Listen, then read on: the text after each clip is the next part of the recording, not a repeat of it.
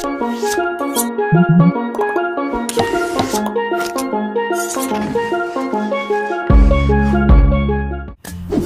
retorika.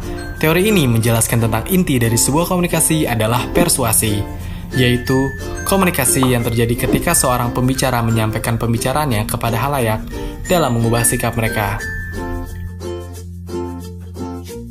Aristoteles berpendapat bahwa suatu komunikasi akan berjalan apabila ada 3 unsur utama komunikasi, yaitu pembicara, pesan, dan pendengar.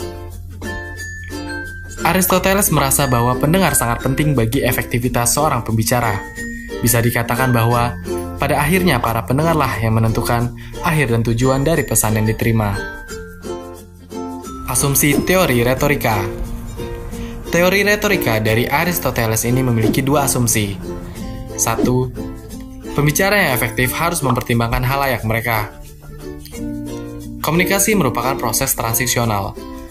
Dalam konteks public speaking, Aristoteles merasa bahwa pendengar sangat penting bagi efektivitas seorang pembicara.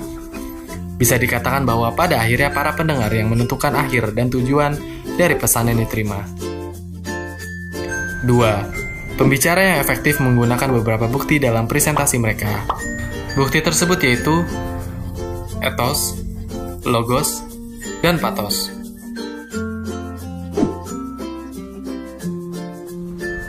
Ethos. Ethos adalah sumber kepercayaan, yaitu seorang pembicara harus dapat dipercaya oleh audiensnya. Logos. Logos memiliki arti logis, yang dapat dibuktikan berdasarkan materi pembicaraan seorang orator yang memang bersungguh-sungguh, masuk akal, dapat diikuti, dan bersifat nyata atau bukan hayalan belaka.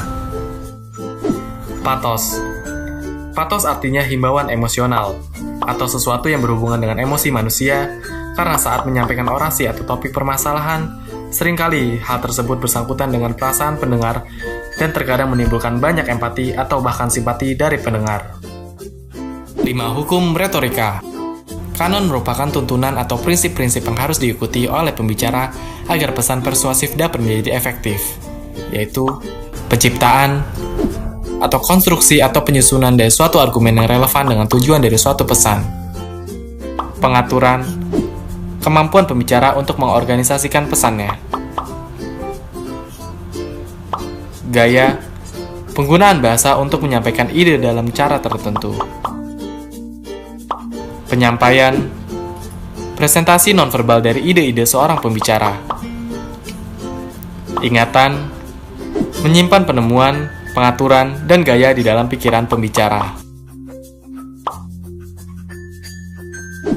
Jenis-jenis retorika.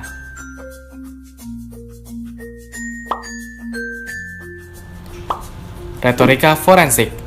Keadaan ketika pembicara mendorong munculnya rasa bersalah atau tidak bersalah dari pendengar. Retorika epidektik.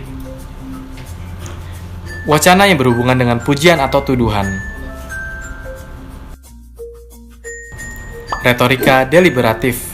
Saat pembicara harus menentukan suatu tindakan yang harus diambil, sesuatu yang harus atau tidak boleh dilakukan oleh halayak.